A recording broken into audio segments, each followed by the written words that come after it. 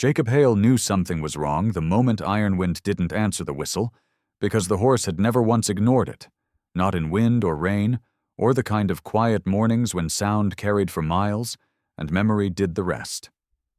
He followed the fence line anyway, checking the low spots where a latch might fail or a shadow might trick the eye, and the absence grew heavier with every step, because a missing horse was never just an animal gone astray. It was time lost, work undone, and a bond tested by distance. By mid-morning the sun had climbed high enough to strip excuses bare, and Jacob felt the unease settle into his chest as he turned back toward the ranch, already measuring what it would cost to search farther. That was when he heard the hoofbeats, slow and uneven, coming in from the west where the land dipped toward the river, and relief rose too fast before it stopped short, because Ironwind came into view without tack, sweat darkening his flank, eyes wide with the kind of alertness that belonged to danger remembered. Jacob stepped forward, hand out, murmuring the horse's name, and Ironwind slowed but did not stop, head turning insistently toward the path behind him, as if the matter were unfinished. That was when Jacob saw her, slumped low along the horse's side, one arm tangled in the mane to keep from falling, her dress torn and stained, hair plastered to her face with blood and river water. The sight rearranged the day in a way Jacob could not undo, because horses did not bring strangers home unless something in them recognized the need. He moved quickly then, steadying her as Ironwind finally halted, feeling the tremor under her skin and the heat that did not belong. And when her eyes opened, they fixed on him without fear, only calculation, as if she were already deciding what kind of man he would be.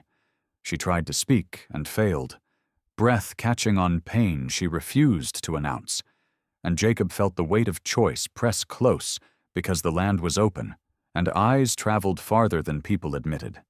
He eased her down and checked the injury as best he could, a deep gash along her shoulder and bruising that spoke of a fall or a struggle, and the signs tightened into a story he did not yet understand, but knew would not stay quiet. Ironwind stood guard, ears pinned back towards the river, and Jacob followed the line of the horse's gaze, listening past the cicadas for sounds that did not belong. He lifted the woman carefully, surprised by how light she was, by the way she clutched at his sleeve not in plea but in resolve, and he understood then that whatever had happened out there had taught her not to ask for what she needed. As he turned towards the house, the horse falling in behind him, as if confirming the decision, Jacob knew the return of his horse had not ended a problem, but delivered one to his door, and that the question now was not why Ironwind had come back this way, but whether Jacob would be willing to stand where the horse had decided to stop. He did not bring her through the front of the house, not out of secrecy, but habit, because habits kept you alive when decisions arrived faster than explanations, and he guided Ironwind around the barn and into the lee where shadows held without asking questions. He laid the woman on the long bench by the tack wall, the air cool and still there, and set to work with the calm he trusted when things mattered, cutting away torn cloth, cleaning what he could, binding the wound tight enough to slow blood without stealing breath.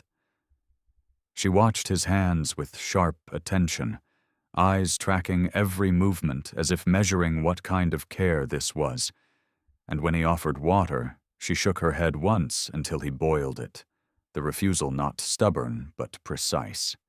And Jacob felt the first true warning settle because precision like that was learned under pressure. Ironwind stamped and snorted softly, shifting his weight to block the open doorway.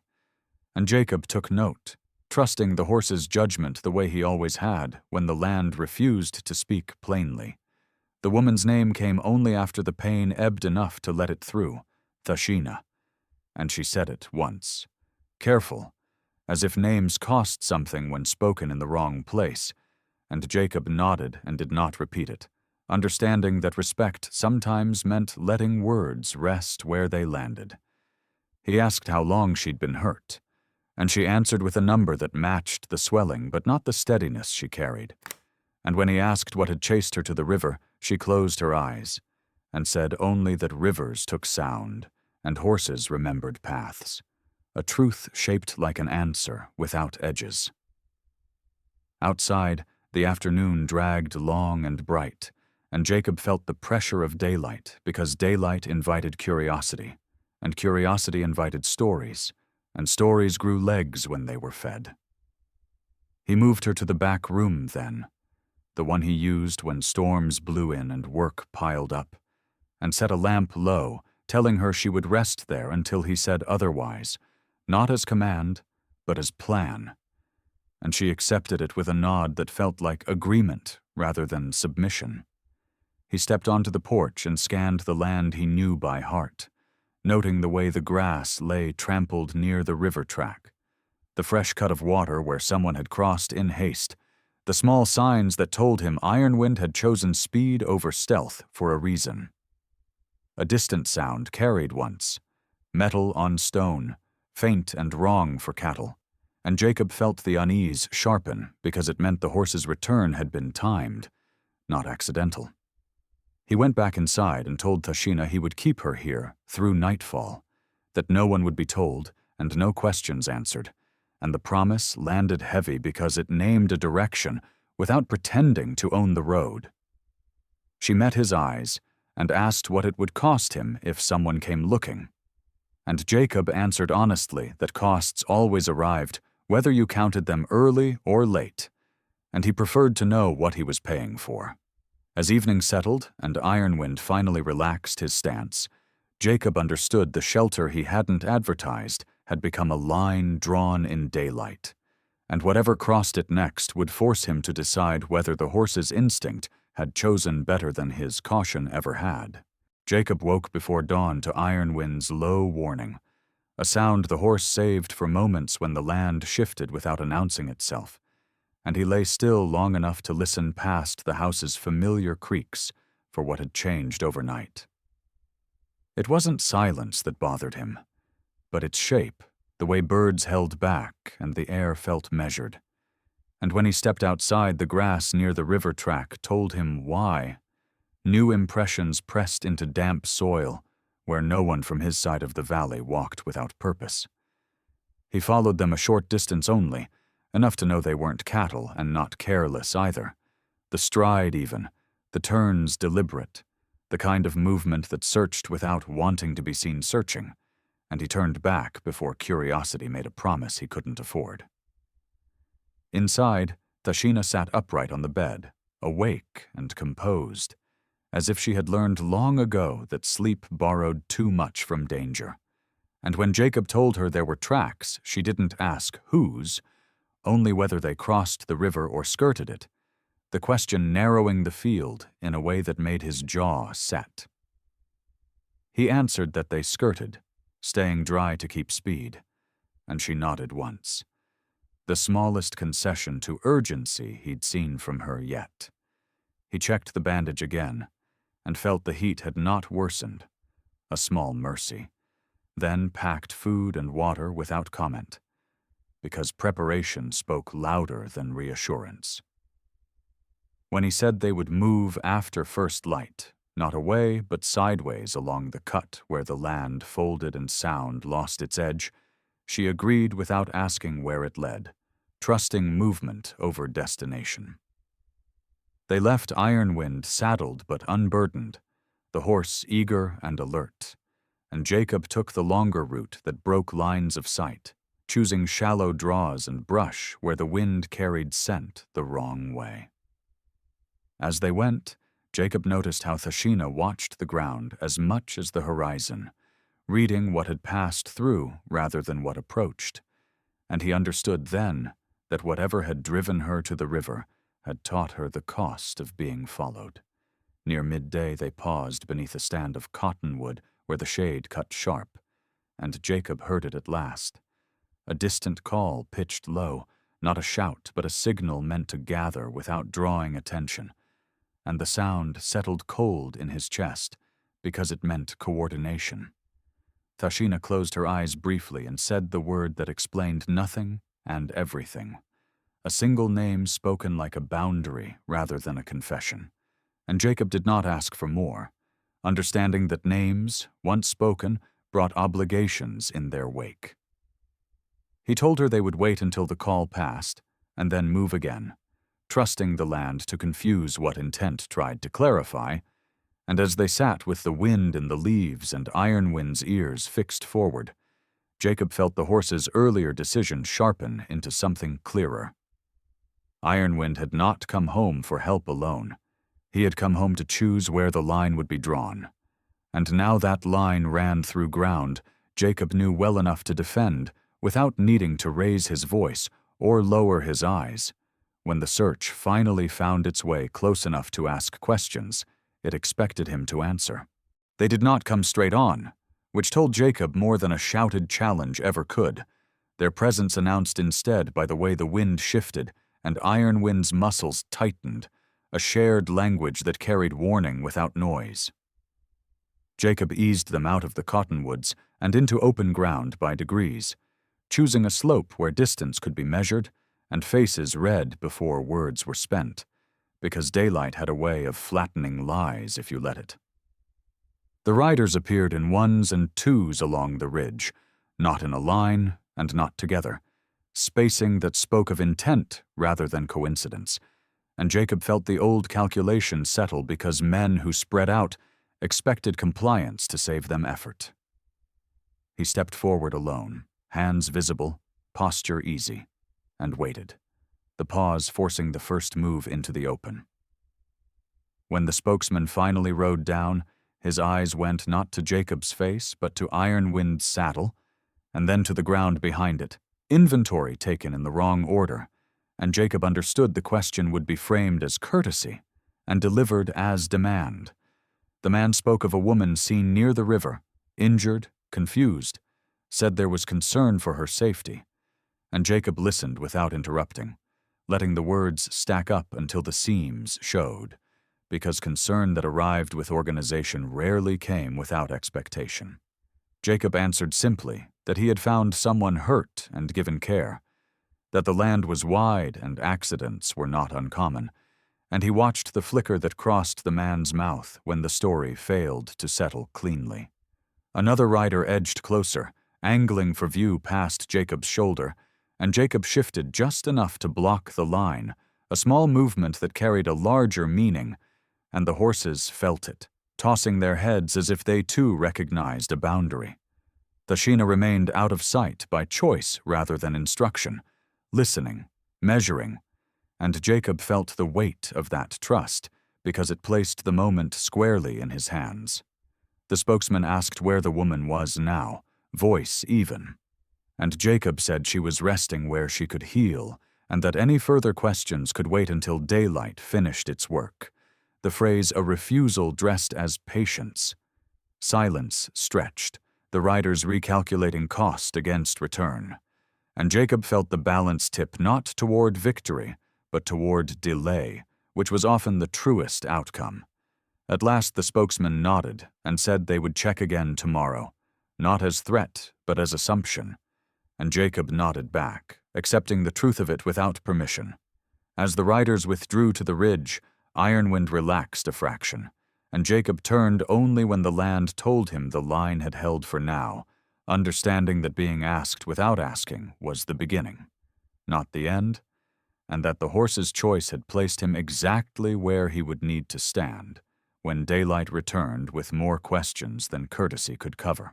Jacob waited until the riders disappeared beyond the ridge before moving again, not because he believed the danger had passed, but because haste turned choices into tells, and he had learned long ago that the land favored men who let patience do the loudest talking. He guided Ironwind down the slope and back into the cut where grass grew thick and sound thinned, choosing a path that broke lines of sight and borrowed time without pretending it erased consequence. Tashina emerged from the brush only after the wind shifted, her face composed, her posture steady despite the pain that still asked to be noticed, and Jacob felt the weight of what he owed her settle deeper, because trust given at moments like that was never free. She told him quietly that the men would return with daylight and reasons sharpened enough to sound reasonable, and Jacob answered that reasons were easier to carry than truth, which was why he preferred to meet them in open ground where both could be weighed. As they moved, Ironwind set the pace, ears flicking, choosing firmer ground along the edge of the creek where tracks blurred and water carried scent away, and Jacob followed the horse's judgment without question, remembering the winters when Ironwind had found shelter before storms he himself had misread.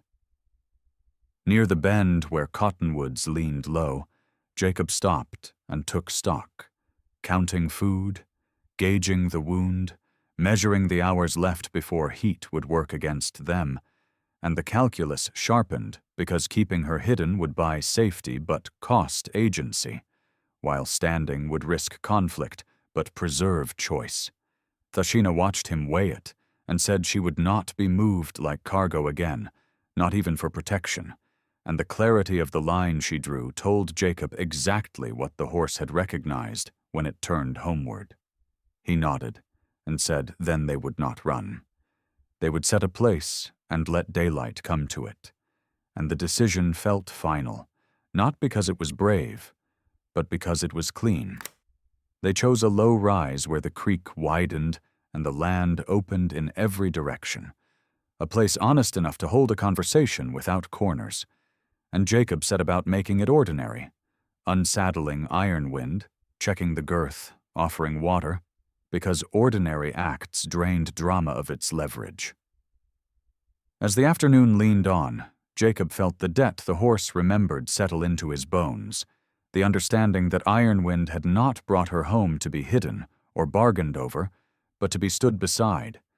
And when Thashina sat in the open with the sun on her face, Jacob knew the next meeting would not be about who claimed her, but about whether the men who came back were willing to accept that the horse's choice had already answered the question they were preparing to ask. Morning came clear and unforgiving, the kind of light that stripped shadows from excuses, and Jacob felt the land settle into stillness, as if it were preparing to listen. He woke early and built a small fire where it could be seen from a distance, not as invitation but as fact, because hiding now would have turned the horse's choice into doubt, and doubt was a debt that grew interest fast. Thashina sat upright on a folded blanket with the creek behind her and open prairie ahead, visible without being displayed, the posture of someone present by right rather than permission. And Jacob understood the importance of that angle, because ground chose sides long before people did. Ironwind grazed nearby, loose and alert, a calm that steadied Jacob more than any weapon could have. And when the riders appeared on the ridge again, fewer this time but closer together, he felt the balance shift toward conversation rather than pursuit. They approached at a walk and stopped well short, horses blowing softly, eyes moving between Jacob, the woman, and the open land that offered no cover for theatrics. And Jacob stepped forward alone, hands easy, voice level, letting the first words belong to them. The spokesman spoke of obligations and safety, of returning what was found to where it belonged, and Jacob listened without interruption, counting not the words but the pauses, the moments where the story hesitated because the ground refused to support it. When he answered, he did not deny the injury or the finding. He named the horse, saying Ironwind had chosen to bring her here, and that he trusted the animal's judgment because it had saved his life more than once, a truth that landed unexpectedly because it shifted authority away from men and toward something older. Thashina spoke then, briefly and clearly, saying she had crossed the river to escape harm, and that she would not be returned to it under the cover of concern, and the plainness of it tightened the space, because daylight had a way of recognizing truth when it stood still. The riders exchanged looks, recalculating, and Jacob felt the land lean his way, not because it favored him, but because it favored statements that could be repeated without shame. One rider asked what Jacob intended to do next, and Jacob answered that she would stay until she healed and then decide for herself, and that any claim would be spoken openly here rather than carried away to sharpen in private. The answer slowed the moment, draining it of urgency, and after a pause long enough to feel honest, the spokesman nodded and said they would return later with elders, not as threat but as acknowledgement, and the riders turned back the way they had come. As the sound of hooves faded, Jacob felt the ground release a breath it had been holding, and he knew the line had been drawn cleanly enough to hold through the next test, because the land that refused to lie had already recorded who stood in the open and who had been willing to speak where truth could hear itself echoed back.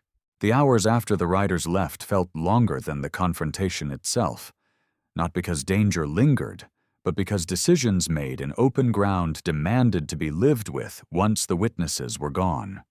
Jacob kept the fire small and steady, tending it more for rhythm than warmth, and Tashina watched the smoke drift and thin, the way certainty did when it no longer needed to announce itself. By midday, her strength had returned enough to let her stand without leaning, and Jacob noticed the change not with relief but respect, because recovery that arrived quietly tended to last.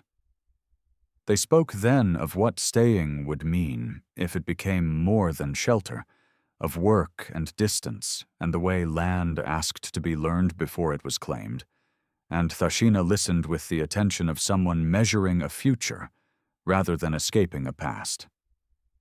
When she said she would not remain as a guest once she could pull her weight, Jacob answered that guests left footprints lighter than residents, and he had no use for either illusion, the word setting a line that felt like permission rather than condition. In the afternoon, a pair of riders passed at a distance and did not turn toward the fire, the smallest signal that the story had already begun to change shape, and Jacob felt the land ease because repetition drained urgency from suspicion.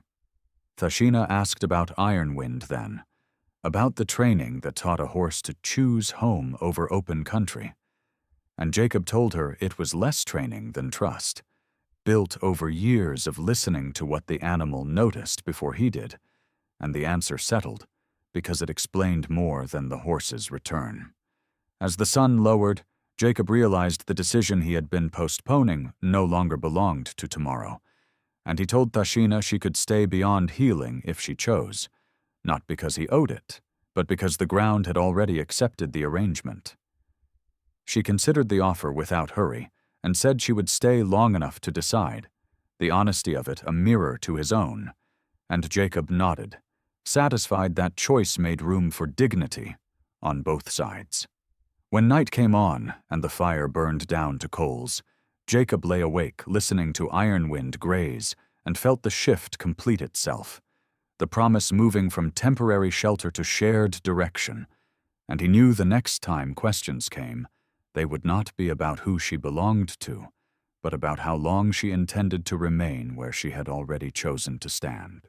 They arrived the next afternoon without urgency and without numbers meant to intimidate, elders riding in a loose line that spoke of deliberation rather than force, and Jacob felt the difference immediately because people who came to listen traveled differently than those who came to collect. He met them on the rise above the creek where the wind carried words clean and the ground offered no corners, Ironwind grazing nearby as if the meeting concerned him as much as anyone else, and Tashina sat within sight, but not at his shoulder, present by choice rather than placement. The eldest spoke first, not of claims or borders, but of the river and the storm, and how paths crossed when the land was unsettled, and Jacob listened without interrupting, letting the story find its own shape before answering. When it was his turn, he said only that the horse had returned with a woman who needed care, and that he had given it, and that whatever came next should be spoken where daylight could hear it, the simplicity of the account draining it of argument. Tashina stood then and told her part without raising her voice, naming the injury, the flight, and the choice to cross the river when staying meant harm, and the plainness of it held, because it did not ask for absolution, only acknowledgement.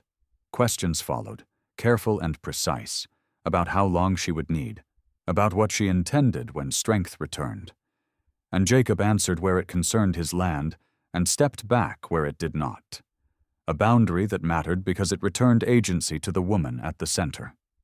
The elders listened, exchanged glances, and one of them nodded, saying that storms exposed truths people preferred to leave buried, and that refusing to send someone back into danger was not theft, but responsibility, words that settled heavier than permission. They spoke then of time, not ownership, agreeing she would remain until healed, and then choose her path without pressure from either side. And Jacob felt the promise shift again, lighter now because it had been recognized rather than defended. As the elders turned away and rode back along the ridge, the land resumed its ordinary sounds, wind in grass, water over stone, and Jacob understood that what the elders had come to hear was not a justification, but whether the choice made here could be carried forward without shame. And in that measure, the horse's return had already answered for him. The days after the elders left settled into a rhythm that did not announce itself as change, and Jacob took that as the truest sign the decision had taken hold, because real acceptance arrived without ceremony. Thashina's strength returned in steady increments, each morning carrying a little more reach, a little less hesitation. And Jacob noticed the shift not by watching her closely, but by the way the work adjusted around her presence, as if it had always planned for it. She mended tack with careful hands, learned the moods of the creek and the way the wind bent the grass before weather turned, and Jacob saw the confidence grow that came from usefulness freely chosen rather than demanded. Ironwind accepted her without question, standing easy when she passed, lowering his head when she brushed his neck, and the quiet trust between them confirmed what Jacob already knew, that the horse's judgment had not been accidental. Word traveled thin and harmless now, riders passing without slowing, glances curious but unsharpened, and the past loosened its grip because it no longer found purchase in urgency. One evening, as the sun lowered and the prairie took on the deep gold that marked the turn of seasons, Thashina spoke of the river again, not with fear but clarity, saying she no longer dreamed of it as escape, but as a boundary crossed once and left behind. And Jacob listened because endings that arrived this way did not ask to be sealed. He told her that staying was not a debt, and leaving would not be a failure, that the land did not measure worth by duration, but by how cleanly choices were made, and the words mattered because they removed the last shape of obligation from the promise. As the stars came out, and the night settled around the ranch, Jacob understood that what had begun with a missing horse had become a life rearranged without force, and that the quiet days ahead would be the true test, not of protection or courage, but of whether they could continue to choose steadiness when nothing demanded it. By the time autumn cooled the mornings and the creek ran lower and clearer, the question of why Ironwind had returned the way he did no longer felt unanswered, and Jacob understood that some decisions announced themselves only after they had been lived long enough to feel ordinary. Thashina moved through the ranch now without caution. Her strength fully returned. Her presence settled into the work and the quiet spaces between it, and the ease of it mattered because it meant nothing was being borrowed anymore. One morning she told Jacob she had been offered a place farther east, with people she trusted and ground that would welcome her without explanation. And she said it not as test or warning, but as information, the kind that deserved honesty in return. Jacob listened without interruption, feeling the familiar pull to protect what had grown here, and then set it aside, because protection that narrowed choice was only another form of confinement. He told her the offer sounded fair, and that staying here was not owed to him or the horse or the land, and the relief that crossed her face confirmed he had answered correctly. She took the day to walk the pasture and the creek bank, touching places where the story had shifted. And when she returned at dusk, she said she would stay, not because she had nowhere else to go, but because she wanted a life built from what had been chosen rather than what had been escaped. Jacob accepted the decision with a nod, the same way he accepted weather and work, because agreement mattered less than clarity. As night fell, Ironwind stood near the fence line, head lifted toward the open prairie, calm and watchful, and Jacob felt the circle close because the horse had not returned home seeking rescue, but belonging. The elder's words, the rider's hesitation, the quiet days that followed, all of it resolved into the simple truth that no one had been claimed or kept, only given the space to decide. When Jacob closed the gate and turned back toward the house, the sound was solid and complete, and he knew the story had ended where it should, not with possession or promise, but with two lives aligned by choice, the kind that lasted because it was made in daylight and carried forward without needing to be defended again. If this story touched your spirit, share it so that the voices of the ancestors are never forgotten. Like and subscribe to Native American Tales, where every time we bring you another cinematic legend, where pain meets purpose,